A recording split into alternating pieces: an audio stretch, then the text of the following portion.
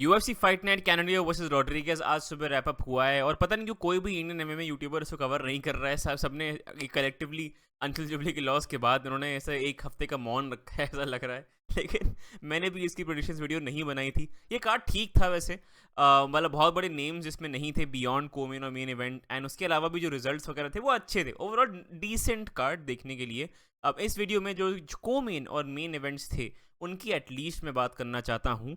उसके पहले अगर आपको यूएफसी के अराउंड ऐसे फन डिस्कशंस और ब्रेकडाउन्स देखना पसंद है हिंदी में, चैनल को सब्सक्राइब करो। अब बढ़ते हैं वीडियो में। पहले आते हैं को मेन इवेंट पे यार, कैल्विन केटर वर्सेस यूसुफ जलाल। अब देखो यार, कैल्विन केटर का बैड लक बहुत ख़राब चल रहा है। ये है कैल्विन केटर आपके लेफ्ट में।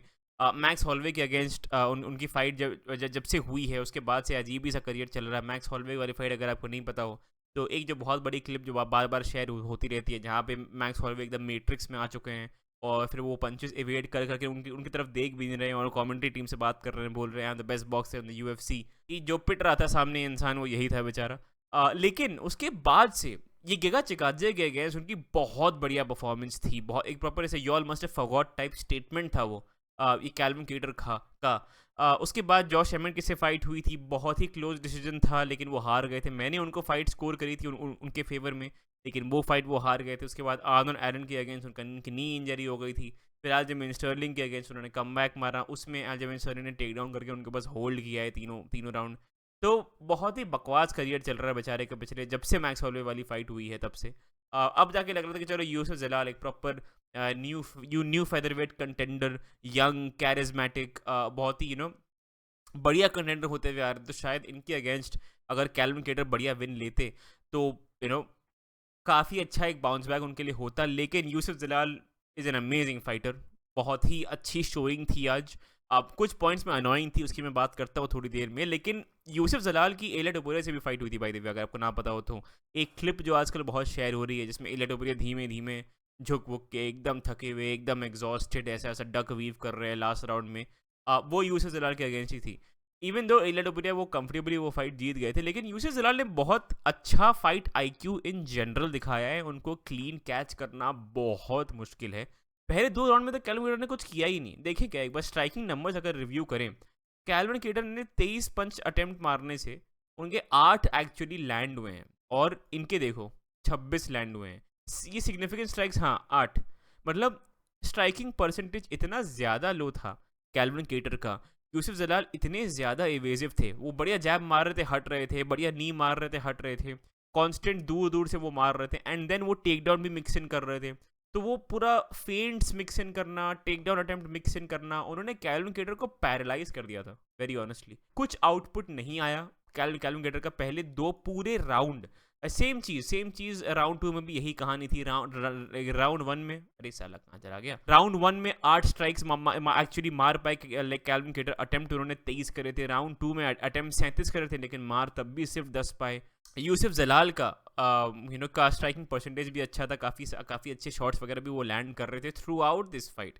तो मतलब और ये देखो 3 टेक डाउन अटेम्प्ट नहीं मारे, और लेकिन उन्होंने राउंड 2 में यहाँ पे एक टेक डाउन अटेम्प्ट करा था। तो उन्होंने काफ़ी सारे लुक्स दे रहे थे वो कैल्विन केटर को कि हाँ ठीक है, फेंट दे रहे हैं, फिर टेक डाउन अटेम्प्ट मार रहे हैं, फिर वो ऊपर जाके फिर उनको जैब मार रहे हैं जैसे ही कैल्विन केटर नीचे जाए मतलब स्प्रॉल करने के लिए। तो बहुत डायनामिक स्टाइल है यूसुफ जलाल का, और it's a pain to deal with. देखने से ही लग रहा था। राउंड 3 में फिर कैल्विन केटर ने प्रॉपर भगाया है। राउंड 3 के पूरे अग्रेसर कैल्विन केटर थे, लेकिन तब भी वो कुछ बहुत भयानक लैंड नहीं कर पाए थे। कुछ मोमेंट्स आए थे जब यूसुफ जलाल एकदम कोने में कॉर्नर में थे और वो रुक गए थे, क्योंकि इंसान कितना ही भागेगा।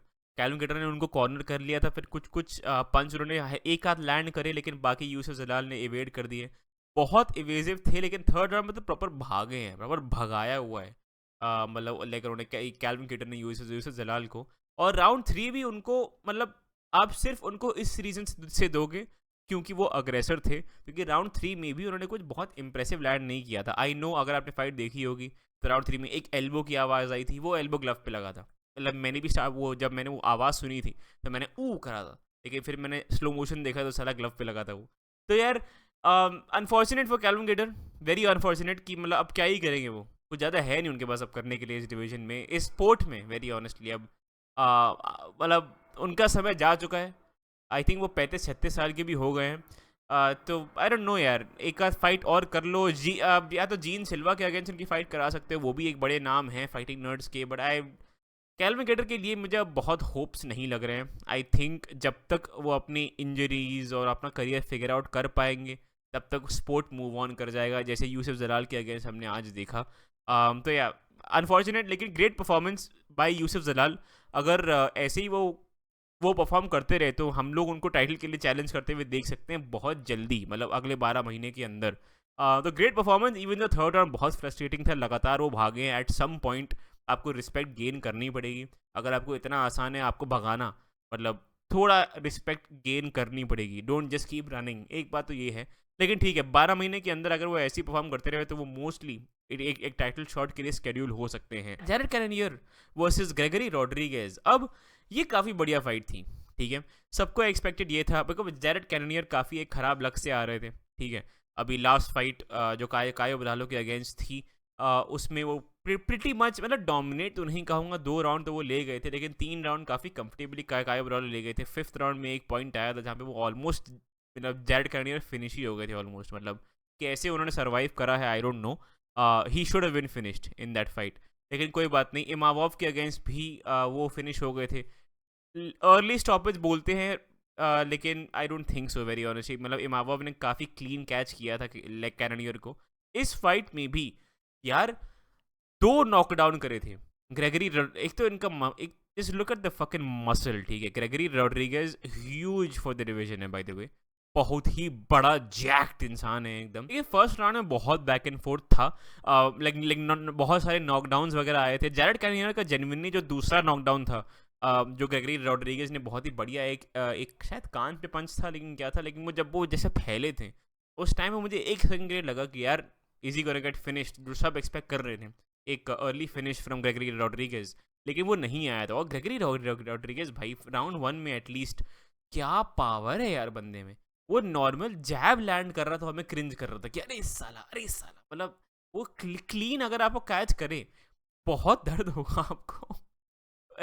और ऐसा ऐसा भी नहीं है कि मतलब उनकी तरफ से बहुत एफर्ट लगता हुआ हमको दिख रहा है। आई थिंक लोग बिल्टी कुछ कुछ ऐसे होते हैं जिनके स्मॉल शॉर्ट पंचेस से लोग मतलब फैल जाते हैं एकदम। राउंड 2 जैसे ही आया, ग्रेगरी रॉड्रिगेज का स्टैमिना जा चुका था, और वो देख के मुझे लगा कि भाई 2 राउंड भी नहीं चलेगा तुम्हारा स्टैमिना, तुम 5 राउंड के लिए प्रिपेयर करके आए हो भाई, यार क्या करके आ रहे हो यार जीवन में। बट लाइक सेकंड राउंड काफ़ी स्टीम रोल किया सॉर्ट ऑफ जैरेड कैननियर ने।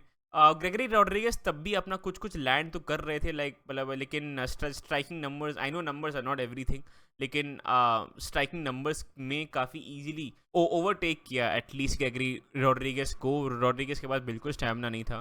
थर्ड राउंड में तब भी उन्होंने कमबैक मारा।